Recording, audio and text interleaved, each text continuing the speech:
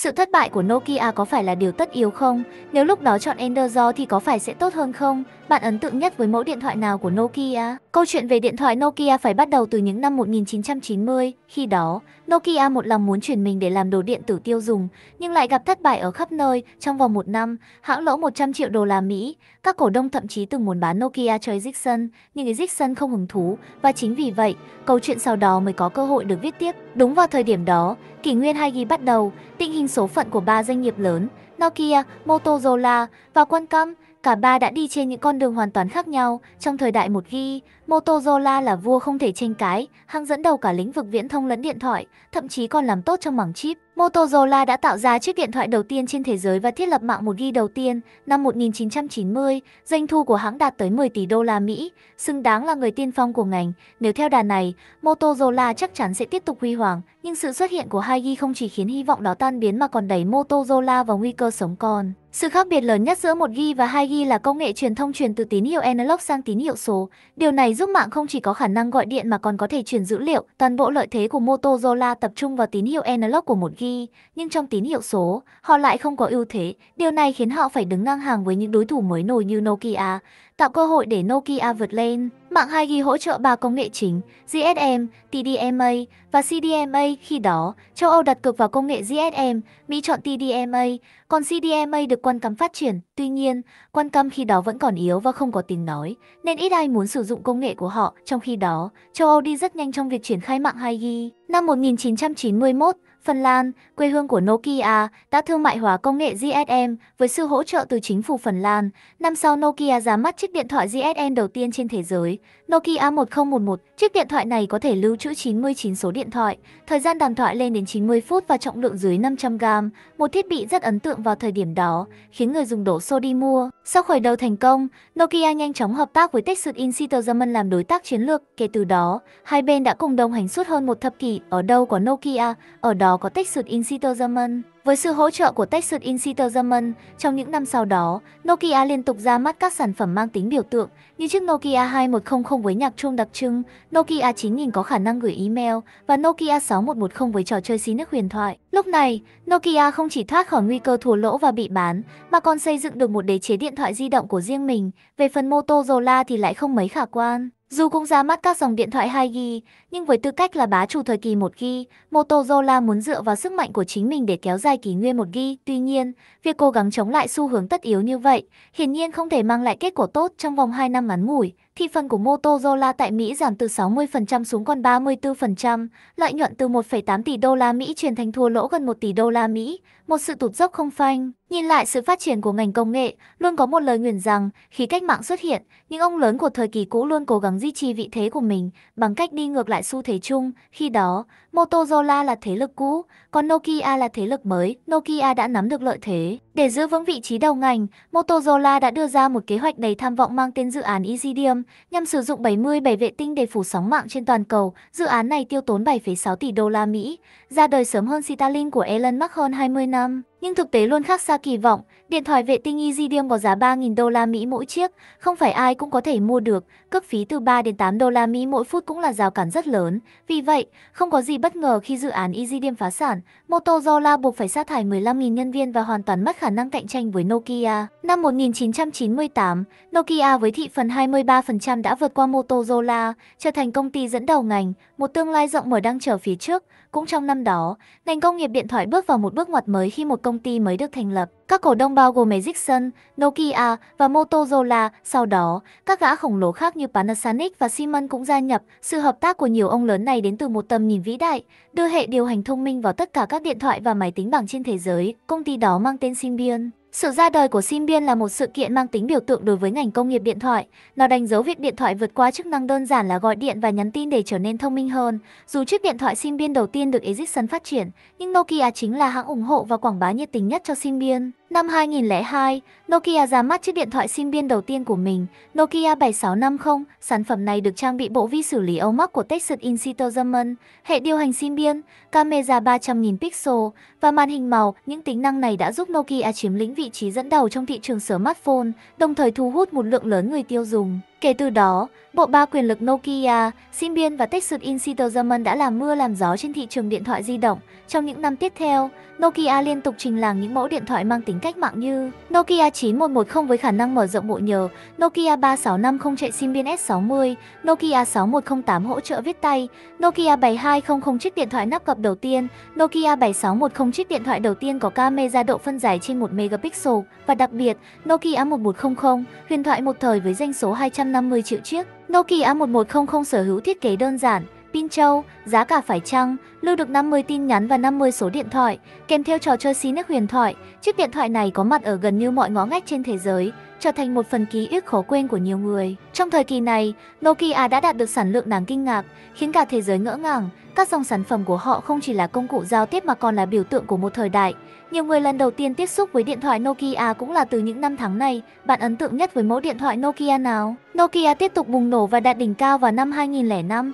Lượng xuất xưởng trong năm đạt 264 triệu chiếc, gấp 1,8 lần Motorola. Họ cũng bán chiếc điện thoại thứ 1 tỷ của mình tại Nigeria và tuyển dụng gần 60.000 nhân viên trên toàn cầu. Đồng thời, những cánh tay phải của Nokia cũng đạt đỉnh cao. Texas Instruments, nhà cung cấp chip cho Nokia, vượt qua Samsung để trở thành nhà cung cấp bán dẫn lớn thứ 2 thế giới. Chỉ đứng sau Intel, doanh số điện thoại chạy hệ điều hành Symbian trên toàn cầu chuẩn bị vượt mốc 100 triệu chiếc. Để củng cố vị trí của mình, Nokia đầu tư mạnh để trở thành cổ đông lớn nhất của Symbian với tỷ lệ sở hữu gần 50%. Lúc này, Nokia dường như không có đối thủ nào có thể đe dọa vị thế của họ. Còn Motorola, đối thủ lâu năm của Nokia thì sao? Hiệu suất kinh doanh của Motorola không khác gì đi tàu lượn siêu tốc. Sau khi bị Nokia vượt qua, hãng tiếp tục trượt dốc, dự án Iridium thất bại gây tổn thất nặng nề. Doanh số điện thoại bị Nokia áp đảo và bộ phận chip thua lỗ tới 1,5 tỷ đô la Mỹ chỉ trong một năm. Không còn cách nào khác, Motorola để cắt lỗ đã phải bỏ thêm 200 triệu đô la Mỹ để tách bộ phận bán dẫn thành một công ty độc lập. Công ty này có tên là Fujitsu Semiconductor. Cuộc thi nổi tiếng Fujitsu Cúp dành cho xe thông minh chính là do công ty này tổ chức. Sau này, họ cũng trở thành nhà cung cấp của Nokia. Một con chip của họ đã được Nokia sử dụng trên 44 mẫu điện thoại, khiến Nokia nổi tiếng với danh hiệu đồi vỏ thần thánh trong ngành công nghệ. Sau khi tách mảng chip, Motorola ra mắt một sản phẩm mang tính biểu tượng, dây giờ V3 còn gọi là dao cạo V3 với độ dày chỉ 13,9mm, nặng khoảng 95g. Thiết kế của V3 đã phá vỡ quan niệm truyền thống về điện thoại gập, trở thành biểu tượng của thời đại. Trong 4 năm, V3 đạt doanh số toàn cầu 130 triệu chiếc. Tuy nhiên, vì quá dễ dàng đạt được thành công, Motorola đã không biết trân trọng cơ hội. Họ liên tiếp ra mắt các mẫu điện thoại mới dựa trên V3 với những thay đổi nhỏ, không có đột phá. Điều này khiến họ không thể cạnh tranh với Nokia. Ở thời điểm này, trên toàn bộ thị trường điện thoại, Nokia gần như độc cô cầu bại. Tuy nhiên, quy luật phát triển của vạn vật là thịnh cực tất suy. Dưới bề mặt thịnh vượng, Nokia phá bắt đầu xuất hiện những dấu hiệu của nguy cơ. Năm 2005, những sự kiện này đang diễn ra, một công ty nhỏ tên MediaTek đang quảng bá hết mình giải pháp chip của họ. Thị trường Trung Quốc xuất hiện ngày càng nhiều điện thoại lạ hoắc không tên tuổi. Google chi 50 triệu đô la Mỹ mua lại công ty Android. Steve Jobs đang học cách làm điện thoại từ Motorola, tìm đến Tejigu của Foxconn để hợp tác.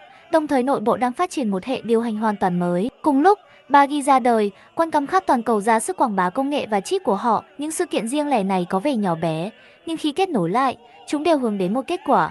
Một cuộc cách mạng đang âm thầm diễn ra. Đế chế điện thoại Nokia xuất hiện một vết nứt, nhưng không ai ngờ vết nứt ấy lại bùng to nhanh đến thế. Đầu năm 2007, Steve Jobs đứng giữa sân khấu, rút từ túi quần chiếc iPhone đời đầu, hệ điều hành iOS. Màn hình 3,5 inch đã khiến cả thế giới kinh ngạc, nhưng quan trọng hơn là logic tương tác đa điểm chạm đã đưa smartphone lên tầm cao mới. Sự ra đời của iPhone chấn động toàn cầu, định nghĩa lại smartphone, giới truyền thông gọi nó là điện thoại của Chúa.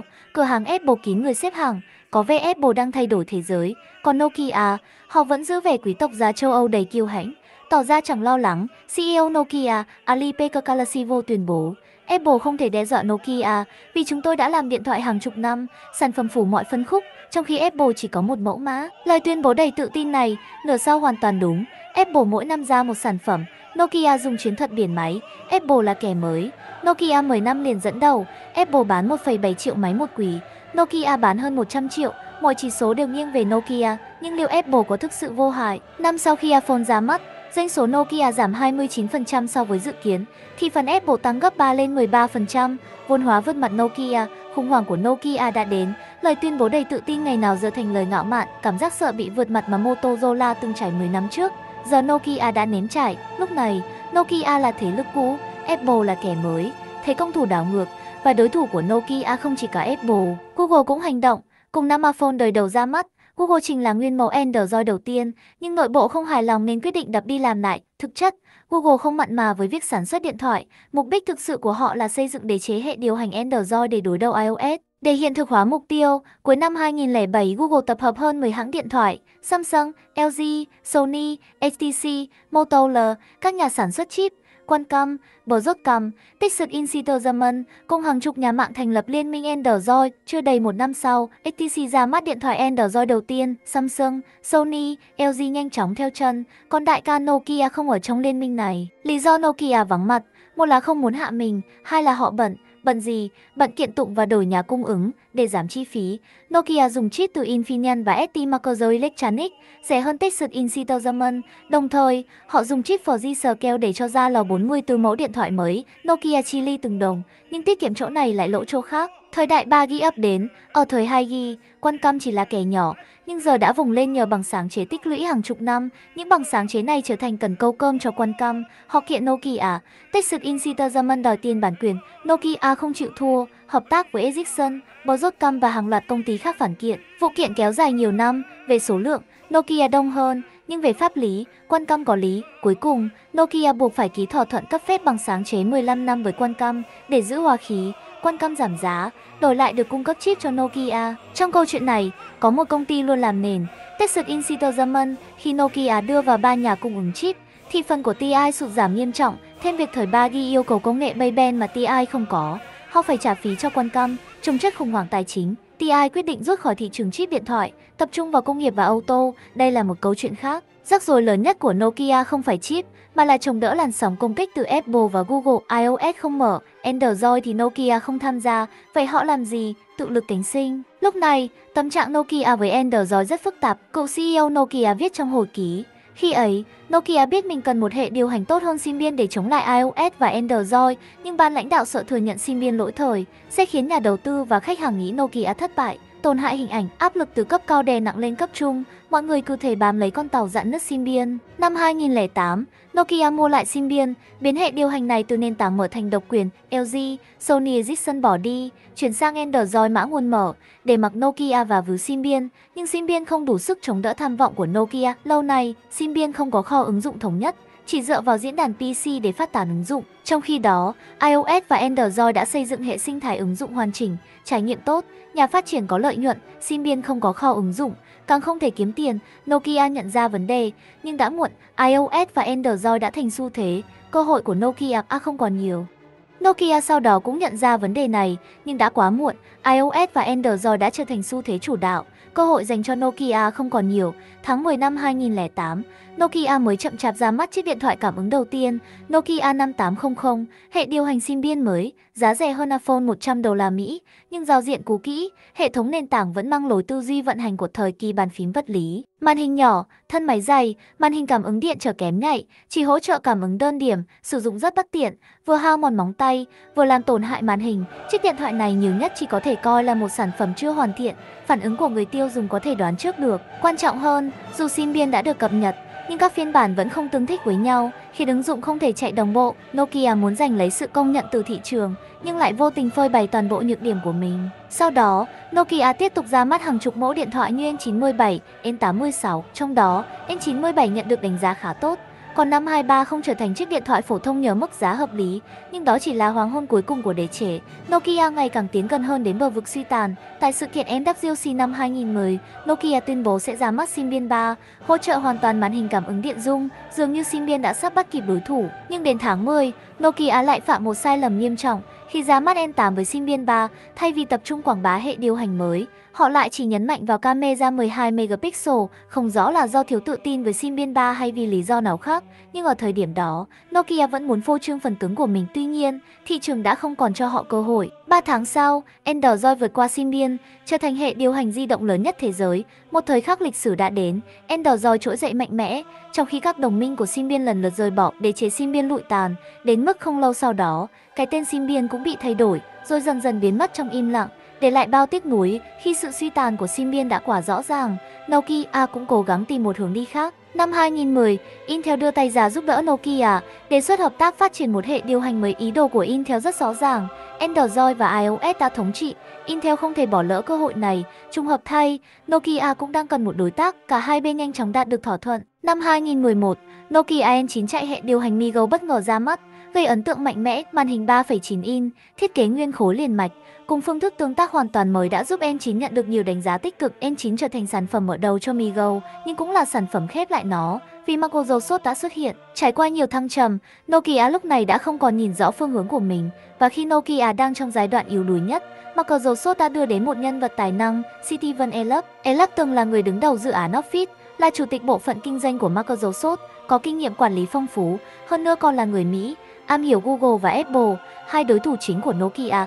Nokia nghĩ rằng Microsoft đang gửi đến một trợ thủ đắc lực, nhưng thực tế, Microsoft đã mang đến một phiên bản đời thực của con ngựa thành Troy. Có câu, quan mới nhận chức, phải đốt 3 ngọn lửa, và Elop cũng không ngoại lệ. Ngay khi nhậm chức, ông ta lập tức sa thải nhân viên, bán mất trụ sở, sau đó dừng hợp tác với Intel và khai tử hệ điều hành MiGo. Ông cũng kiên quyết không bắt tay với Android, MiGo bị loại bỏ, Android không hợp tác, Symbian thì đã suy yếu. Lựa chọn duy nhất còn lại chính là Windows Phone, là một gã khổng lồ trong lĩnh vực hệ điều hành. Tâm lý của Microsoft lúc đó giống hệt Intel, thị trường hệ điều hành di động đang bùng nổ, họ không thể bỏ lỡ cơ hội, ai cũng muốn dựa vào Nokia, một quý tộc sa sút, để vươn lên, và Elop chính là người được giao nhiệm vụ này. Ngày 26 tháng 10 năm 2011, Lumia 800 chính thức ra mắt, trở thành chiếc điện thoại Windows Phone đầu tiên trên thế giới.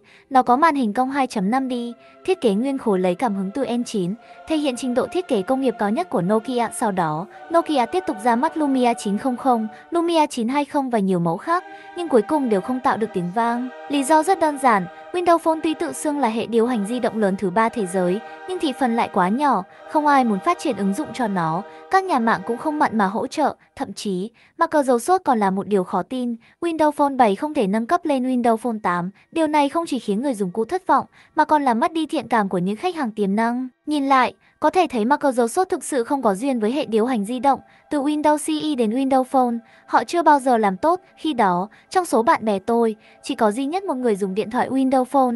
Nokia cuối cùng đã sụp đổ trong tay Microsoft. Trước đây, khi Android đưa tay giúp đỡ, Nokia vì sĩ diện nên chỉ tập trung vào Symbian. Đến khi Symbian thất bại, họ lại tìm kiếm lối đi khác với Intel và Microsoft để phát triển hệ điều hành mới.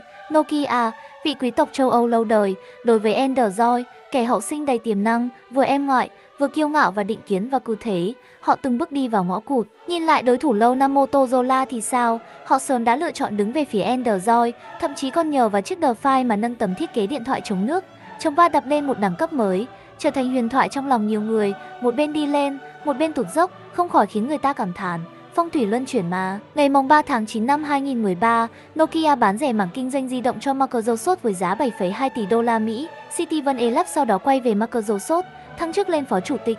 Tại buổi họp báo, ông đã nói ra một câu kinh điển: chúng tôi không làm gì sai, nhưng không hiểu sao vẫn thất bại. Từ kết quả có thể thấy, sau 5 năm vật lộn, Nokia thua hoàn toàn, nhưng Elop thì thắng. Ông thậm chí từng là ứng cử viên sáng giá cho vị trí CEO của Microsoft. Trong ván cờ con ngựa thành Troy phiên bản hiện đại này, Microsoft đã đại thắng. Năm 2015, Microsoft chính thức từ bỏ thương hiệu Nokia, chuyển sang sử dụng thương hiệu riêng cho dòng điện thoại của mình. Cùng năm đó, họ sa thải 7.800 nhân viên, phần lớn đến từ bộ phận di động. Đến năm 2016, ngay cả Microsoft cũng không thể gồng gánh nổi nữa. Họ bán lại mảng điện thoại cơ bản của Nokia cho Foxconn với giá 350 triệu đô la Mỹ. Cùng lúc đó, một công ty Phần Lan tên là SMD Global đã mua lại quyền sử dụng thương hiệu Nokia. Sau một vòng luân chuyển, thương hiệu Nokia cuối cùng lại trở về quê hương của nó. Thời thế thuận lợi thì ai cũng giúp sức, vận mệnh suy tàn thì ngay cả anh hùng cũng bất lực. Từng là ngôi sao sáng chói, dẫn đầu xu hướng, nhưng khi con sóng đổi mới ập đến, Nokia lại gục ngã, biến mất khỏi tầm mắt của công chúng. Từ đỉnh cao đến suy vong, Nokia đã sai ở đâu? Có lẽ sai lầm lớn nhất vẫn là sự kiêu ngạo của một kẻ dẫn đầu. Họ không chịu cúi đầu thừa nhận mình kém hơn đối thủ. Họ sợ Android nhưng cũng sợ bị Android vượt mặt. Họ lo ngại đi sai một bước, nhưng rồi lại bước vào một sai lầm còn lớn hơn. Cứ thế, Nokia tự đưa mình vào ngõ cụt. Nhưng nói đi cũng phải nói lại, nếu năm đó Nokia chọn Android, liệu bây giờ họ có chỗ đứng trong thị trường smartphone không?